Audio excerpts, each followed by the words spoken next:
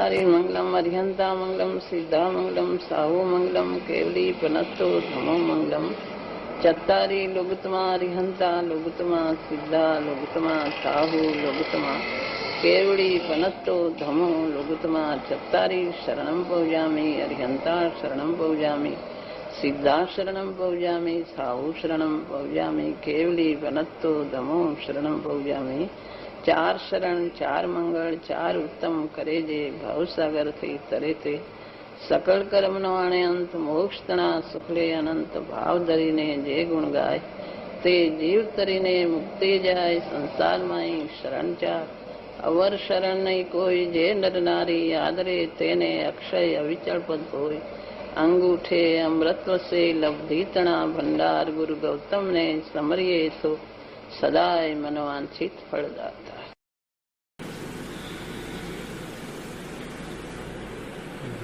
ગુરુદેવે માતાજી સમજણ તો કરાવી પણ રુચિ કરાવવામાં ગુરુદેવની મદદ લીનતા કરાવવામાં સમજણ કરે રુચિ તો પોતે કરવાની રહેશે. જેને રુચિ હોય એને પોતે સમજે છે.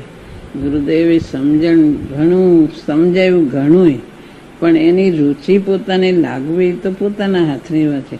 તો રુચિમાં નિમિત્ત હતું ગુરુદેવનું. વાણી તો પ્રબળ હતી, પણ તોય તૈયારી કરવાની તો પોતાની જ રહે છે. ઉપાદાનની તૈયારી તો પોતાને જ કરવાની રહે છે. ભગવાનના સમુશરણમાં જાય છે. ભગવાનની વાણીનું નિમિત્ત પ્રબળ છે, પણ તોય તૈયારી કરવાની તો પોતાની જ રહે છે. ઉપાદાન પોતાનું તૈયાર હોય તો ભગવાનની વાણી નિમિત્ત રૂપ થાય છે. ભગવાનની વાણીનું નિમિત્ત તો પ્રબળ છે, પણ કરવાનું તો પોતાને જ રહે છે. રુચિ એ પોતાને જ કરવાની રહે છે.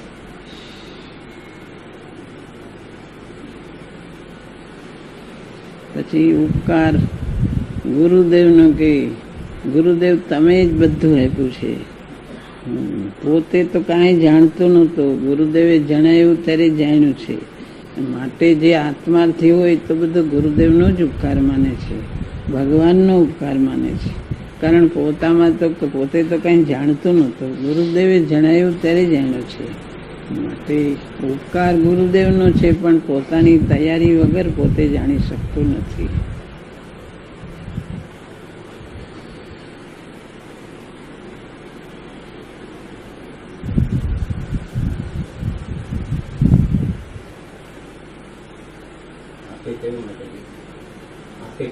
ચિંતનમાં કાળમાં તો હું જ્ઞાયક આત્મા છું એ બરાબર.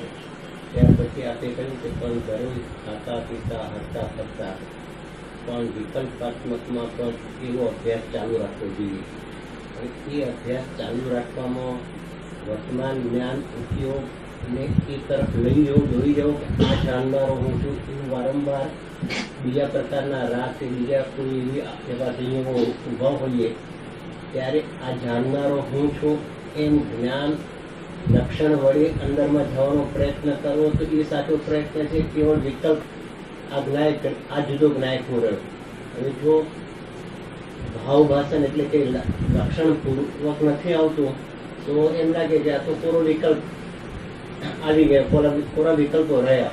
પણ ખરેખર જે રીતે આપ કહેવા માંગો છો કે જેના અભ્યાસના ફળરૂપે સહજતા આવી જોઈએ, તો એ પ્રકારનો આપ થોડો વધારે સ્પષ્ટતા કરીને સમજાવો કે બીજું આ રીતે આ એક વિકલ્પ આવે એ વખતે આવી રીતે કરવાની વાત છે.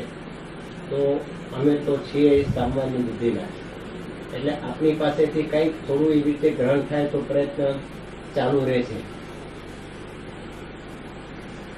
પોતે જ્ઞાયક છે. વિકલ્પ આવે ત્યારે પણ હું જ્ઞાયક છું એવું જ્ઞાયકને ગ્રહણ કરીને વારે વારે પોતે પોતા તરફ શ્રદ્ધાનું બળ છે. પોતા તરફ એની પરિણતિને વાળે કે ઉપયોગ બહાર જાય તોય પણ એને પોતાને જ્ઞાયકને ઓળખીને કે આ જ્ઞાયક હું છું.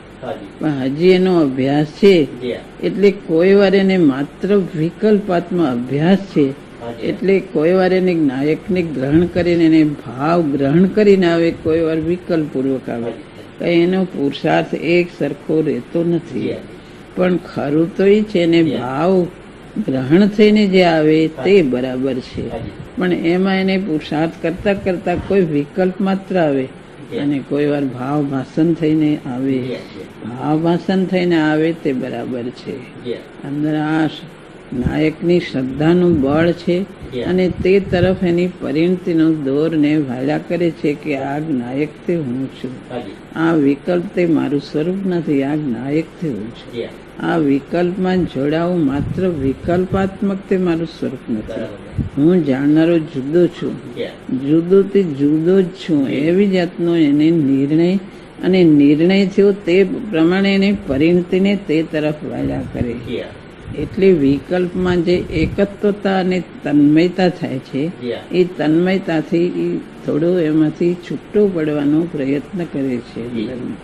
કોઈ વાર એને માત્ર ગોખવા જેવું કે માત્ર વિકલ્પ રૂપ કે હું નાયક છું એ પુરુષાર્થ કરે એમાં ફેરફાર થાય. પણ ખરું તો નાયકને ગ્રહણ કરીને અંદર શ્રદ્ધાના બળથી અને એને વિકલ્પમાં જે આકુળતા થતી આકુળતાની મંદ પડે છે. નાયક તરફ જાય છે તો આકુળતા મંદ પડે છે અને એટલી એને થોડી સ્થિરતા એ તરફને આવે છે. પણ એ જાતનો અભ્યાસ એનો અમુક પ્રકારનો જિજ્ઞાસાને લગ્ની જેને ધખસ લાગી હોય તો એનો અભ્યાસ ચાલુ કરે. ચાલુ હોય તો એમાં એવી જાતનો પણ ચાલુ હોય, કારણ અભ્યાસ રૂપ છે તે. અનુભવ એવી રીતે થયા કરશે કે જાણે જે વિષયમાં અને જે વિકલ્પમાં જે વિકલ્પ આવે છે એમાં જ્ઞાન એકાકાર થઈને એને જાણતું કરીને મ્યા કરે છે. હવે એ વખતે વિકલ્પાત્મક અભ્યાસ કરવાનો છે. એટલે વિકલ્પમાં એ વખતે એ વિકલ્પ આવ્યો તો એક બીજો વિકલ્પ ઉભો કરે. એટલે હું તો ખરેખર આ જાણનારો છે તે જ હું છું, આ જુદો જાણનારો છે તે જ હું છું. એમ અભ્યાસમાં કંઈક પ્રયત્ન કરીએ તો થોડો વખત એવી રીતે કંઈક બની શકે છે. હવે પૂજા ભક્તિ ખાતા પીતા ઊંઘતા હાલતા ચાલતા બધામાં આપણું એમ કહેવું છે કે ભાઈ તું અભ્યાસ એક જાતનો પાડ. આ રીતે તો આ રીતે જ વિકલ્પ પૂર્વક જ પહેલા તો અભ્યાસ ચાલશે જ. વિકલ્પ ભેગો આવ્યા વગર રહેતું નથી. હજી નિર્વિકલ્પની દશા અને નિર્વિકલ્પ સ્થિતિ થઈ નથી. વિકલ્પ છૂટીને સ્વાનુભૂતિ સ્વરૂપ પરિણમ્યું નથી. એટલે સહજ ભેદ જ્ઞાનની ધારા એને નથી. માટે એને વચ્ચે વચ્ચે વિકલ્પ આવ્યા કરે છે કે હું જુદો છું એમ વારે વારે દરેક ક્ષણે હું જુદો છું એમ અભ્યાસ કરે. વચ્ચે વચ્ચે વિકલ્પ એક વિકલ્પમાંથી બીજો વિકલ્પ આવે છે. પણ એની પાછળ એની પરિણતિ ભાવને ગ્રહણ કરીને પરિણતિ જો પાછી વળે તો એ બરાબર, પણ એ ન વળતી હોય તો પેલા એને એવી જાતનો અભ્યાસ શરૂઆતમાં આવે છે. વિકલ્પની ભૂમિકા વખતે વચ્ચે જે પ્રમાણમાં થોડું ઘણું પણ ભાવ ભાષણ જેવું થાય એ ભેદજ્ઞાનનો પ્રયોગ કહેવાય. ભાવ ભાષણ થાય તો ભેદ જ્ઞાનનો પ્રયોગ થાય, પ્રયોગ છે. નહીતર વિકલ્પ રૂપ છે. આપણે કહ્યું ને વચમાં કે નિર્ણય કરીને પરિણતિ આ તરફ વાળવી જોઈએ. નિર્ણય કરીને પરિણતિ આ તરફ વાળવી જોઈએ એમાં આપણે શું કહેવું છે? નિર્ણય તો કર્યો કે હું નાયક છું. નિર્ણય કર્યો હું નાયક છું, પણ નાયક નાયક રૂપે રહેતો નથી. તો નાયક ને નાયક રૂપે એને પરિણતિ પ્રગટ કરે તો ખરો નાયક થાય ને. શ્રદ્ધામાં નાયક તો લીધો કે હું નાયક છું, પણ એ નાયક જયારે કાંઈ પણ વિકલ્પ આવે ત્યારે નાયક નાયક રૂપે તો ભાસતો નથી. શ્રદ્ધામાં નાયક લીધો, જયારે કાંઈ કાંઈ વિકલ્પ ચાલતા હોય તો નાયક નાયક રૂપે ભાસતો નથી. અને નાયકનું કોઈ જાતનું અંદરમાં કાંઈ એને વેદન નથી તો ભાસતો નથી. તો જો શ્રદ્ધા એનું નામ કહેવાય કે શ્રદ્ધાનું બળ એ કે આવી તને શ્રદ્ધા જ છે. જે શ્રદ્ધા છે કે હું નાયક જ છું તો તે રસ્તે એને જવું જ ન જોજો. શ્રદ્ધાનું ખરું બળ હોય તો કરતાપણાના રસ્તામાં એને હું નાયક છું એવી જાતનું બળ એને આવવું જ જોઈએ અંદરથી. તો એની શ્રદ્ધા બરાબર છે કે એને શ્રદ્ધા તો કરી તો શ્રદ્ધાનું કાર્ય એમ આવવું જોઈએ કે દરેક ક્ષણે કર્તાના પરિણામ વખતે હું નાયક છું એ જાતનું બળ ને એ જાતની પરિણતિ એને આવવી જોઈએ અંદરથી.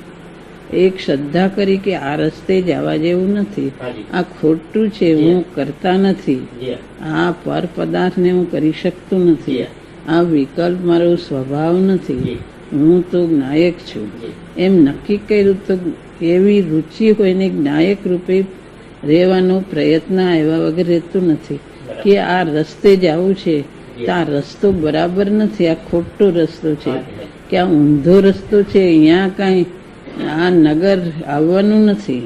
તો એમ નક્કી કર્યું કે નથી આવવાનું, તો એ બાજુ પગલા ભરવાનું શું પ્રયોજન છે?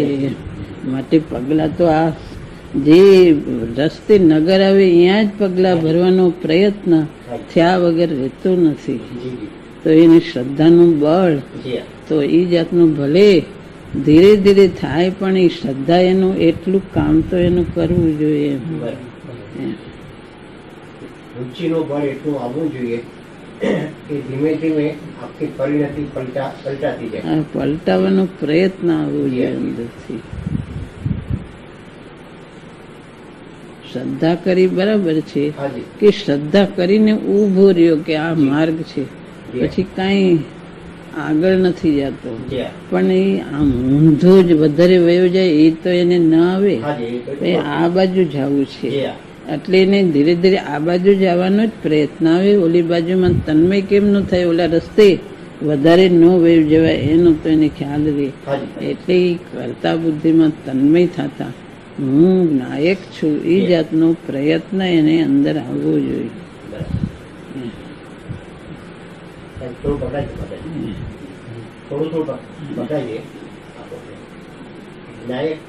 નાયકની રુચિ વર્તના આ તરફ એવું બળ એનું આવવું જોઈએ કે જેમાં કરતાપણાની બુદ્ધિ એને છૂટી જવી જોઈએ. કેટલાકને એવી જાતની રુચિ હોય, શ્રદ્ધા હોય કે કઈ પ્રયત્ન થતો નહીં તો રુચિ કરીને ઉભો છે શ્રદ્ધા કરીને, પણ શ્રદ્ધાનું બળ યથાર્થ થાય તેની પરિણતિ પોતા તરફ વાળવાનો જ્ઞાયક રૂપે થવાનો પ્રયત્ન અંદર જિજ્ઞાસા પણ એ અભ્યાસ રૂપે પણ આવવો જોઈએ. તો એ આગળ જાય છે, નહીતર અન્ય ઉભું છે.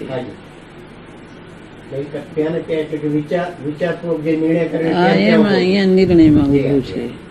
થોડો રસ મંદ પડ્યો છે કરતા બુદ્ધિનો, અને એકત્વપણાનો રસ મંદ પડ્યો છે, એટલી શ્રદ્ધાથી રસ મંદ પડ્યો છે, પણ એની ભેદના અભ્યાસમાં હજી ગયો નથી. એ અભ્યાસ સહજ ચાલે તો એનો અર્થ કે શ્રદ્ધાનું બળ વધતું જાય છે. શ્રદ્ધાનું બળ વધતું જાય છે અભ્યાસ ચાલે.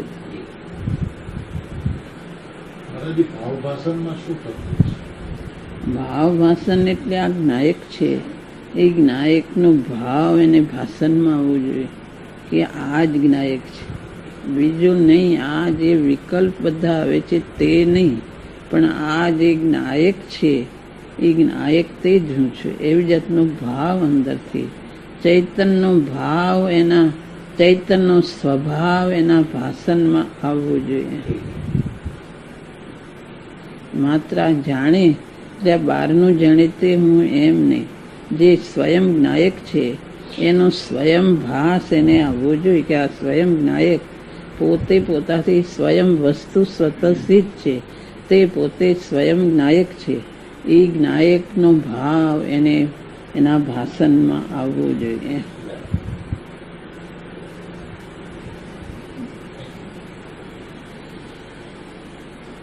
ભાવભાષણ થાય તો પુરુષાર્થ વધારે સહેલો બનતો. ભાવભાષણ પોતાને ઓળખે એટલે પુરુષાર્થ ને એને સહેલો પડે છે. ઓળખે તો આગળ જાય ને, ઓળખ્યા વગર આગળ ક્યાંથી જાય?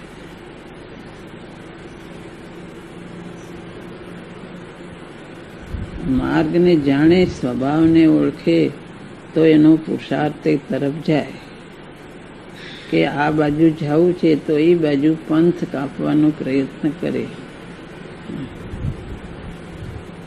તો રુચિ કરીને ઊભો છે એ ઠીક છે, પણ અભ્યાસ કરે તો એને જ્ઞાયક છે, જ્ઞાયક રૂપે કેમ થાય એ જાતનું અંતરમાંથી એને વેદન અને લગ્ની આવવી જોઈએ. તો એ જાતનો પ્રયત્ન થયા વગર રહેતો નથી. જી પછી કોઈ ગોખવા રૂપે કરી નાખે છે, કોઈ લુખા રૂપે કરી નાખે છે કે હું તો જાણનાર છું, હું તો કાંઈ કરતો જ નથી. એની વાત નથી. પણ અંતરમાંથી જેને લાગી છે અને નાયકનો ભાવ ગ્રહણ કરીને જે ઊભો છે ને પુરુષાર્થ કરે છે, તો એમાં કોઈ વાર એને વિકલ્પ રૂપ, કોઈ વાર ભાવ વાસન રૂપ એવો પુરુષાર્થ એને ચાલ્યા કરતો હોય છે. ભાઈ કોઈ એમ કે હું તો જાણનાર, હું કાંઈ કરતો નથી, એમ લુખી વાત કરે એની કઈ વાત નથી.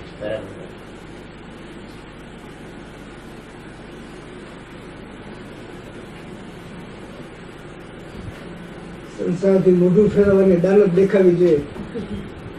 એની દાનત દેખાવી જોઈએ, સંસારથી મોઢું ફેરવવાની.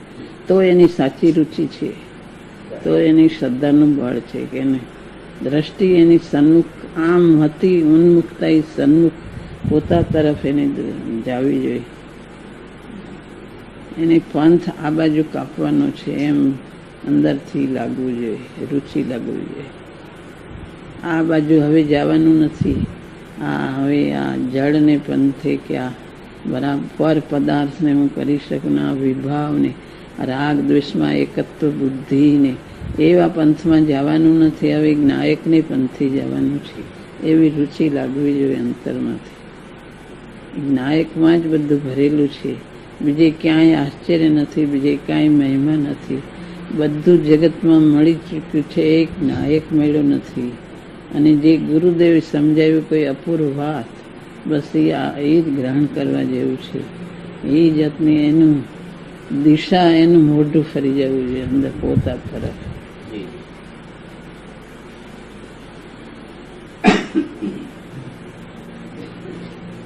સાચો નિર્ણય થયા પછી નિર્વિકલ્પ રુચિ પ્રગટ થતા વચમાં આ બધું પ્રકાર ભજે છે કે ક્રમે ક્રમે એને મારું સુખ, મારું જ્ઞાન બધું મારામાં જ છે એમ રુચિ વધતા વધતા આ પ્રમાણે સર્વથા રુચિ એ આગળ જાય છે. એવી રીતે અભ્યાસ કરતા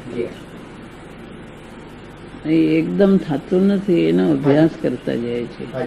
એકદમ અંતર્મુખમાં થાય વાત જુદી છે, બાકી જે કરે છે એ અભ્યાસપૂર્વક આગળ જાય છે.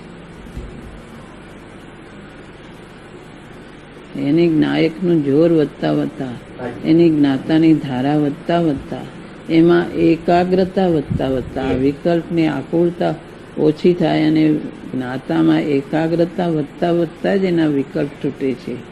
તો જ એની નિર્વિકલ્પ દશા અને સ્વાનુભૂતિ અને સિદ્ધ દશાનો જે અંશ અનુભવમાં આવે છે એ પોતે આ છૂટો પડે તો જ આવે છે.